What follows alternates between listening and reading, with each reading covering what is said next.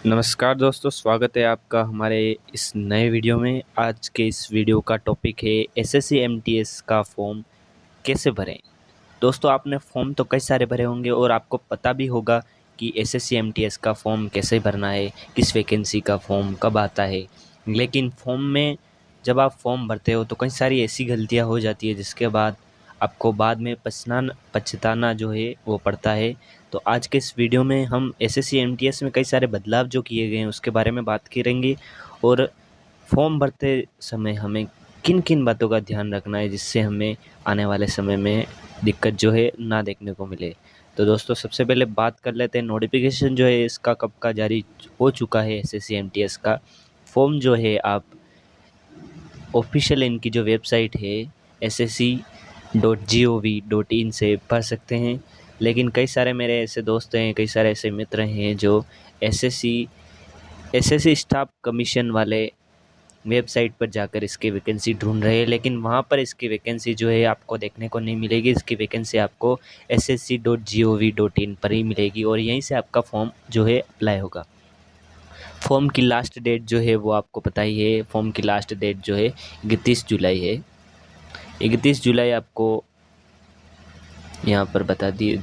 31 जुलाई जो है इस फॉर्म की लास्ट डेट है। 31 जुलाई से पहले पहले पहले आपको जो है फॉर्म भर देना है। 31 जुलाई को ही नहीं जाना है फॉर्म भराने, क्योंकि उसी दिन जो वेबसाइट है वो ओवरलोड रहती है और आपका फॉर्म नहीं भरा जा सकता है।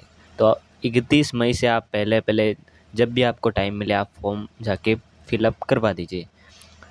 और इसके बाद आप छोटी मोटी जो भी जानकारी है इसके बारे में जिसका बहुत बड़ा महत्व है, जो कट ऑफ निकलती है लास्ट में आपकी सारे में, जो आपका सीबीटी निकल जाता है, उसके बाद फिजिकल निकल जाता है, उसके बाद मेडिकल जब होता है, मेडिकल के बाद जो मेरिट लिस्ट निकलती है वो किसके आधार पर निकलती है। इन छोटी मोटी जो आपने फॉर्म भरे उसके आधार पर निकलती है कि आपने फॉर्म भरते समय कौन कौन से ऑप्शन चुने थे।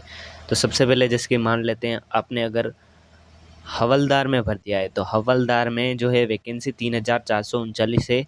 इसमें थोड़ी वैकेंसी कम है। और अगर आपने एमटीएस में भरा है तो एमटीएस में वैकेंसी ज़्यादा है, यानी कि अगर आपने एमटीएस में अगर आप फॉर्म भरेंगे तो आपके मेरिट लिस्ट में नाम आने के ज़्यादा चांसेस है।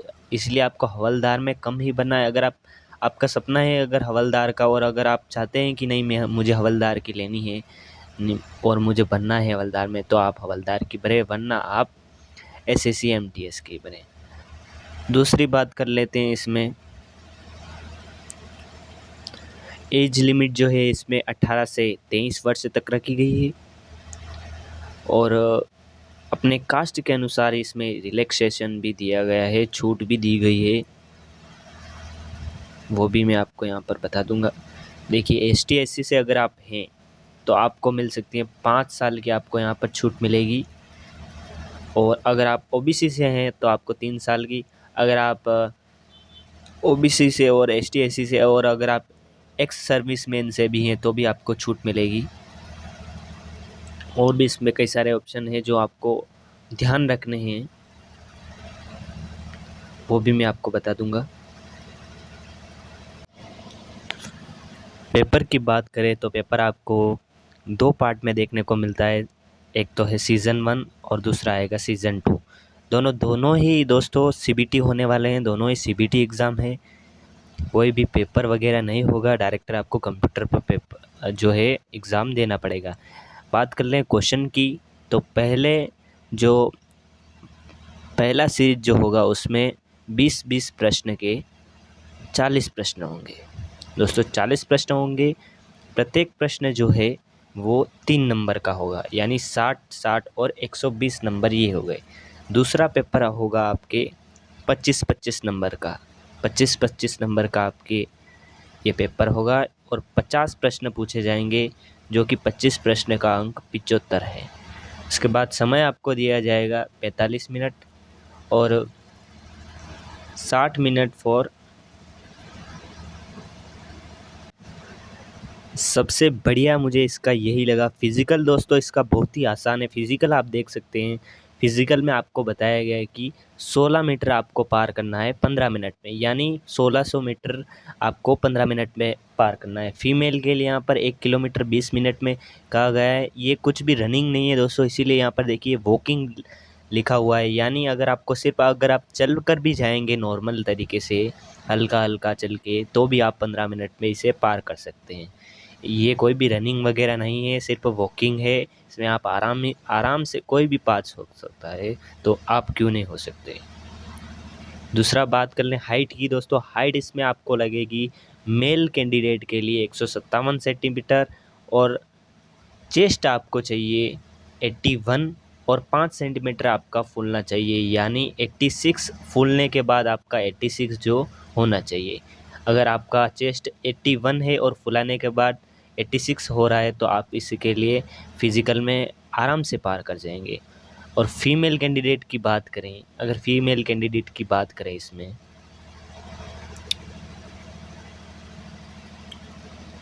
फीमेल कैंडिडेट की बात करें तो 152 सेंटीमीटर आपको यहाँ पर देखने को मिलता है। 152 सेंटीमीटर आपकी हाइट होनी चाहिए, और इसमें आपको चेस्ट वगैरह कुछ नहीं होता है। इसमें आपका वज़न के हिसाब से होना चाहिए, 48 किलो आपका जो है वज़न होना चाहिए, जो कि आराम से होगा ही। फीमेल का वज़न 48 किलो होना चाहिए, ये आपको पता चल गया। अब आगे आगे बढ़ते हैं। बात कर लेते हैं दोस्तों डॉक्यूमेंट की। डॉक्यूमेंट आपको आपके पास एक तो होना चाहिए आपका आधार कार्ड, दूसरा होना चाहिए ये आधार कार्ड, और जो भी मैं ये डॉक्यूमेंट बता रहा हूँ, ये डॉक्यूमेंट आपको फॉर्म भरते समय नहीं चाहिए, क्योंकि ये आपको चाहिए जब आपका फिज़िकल हो जाता है, जब आपका डॉक्यूमेंट वेरिफिकेशन जब होता है, तब ये आपको चाहिए।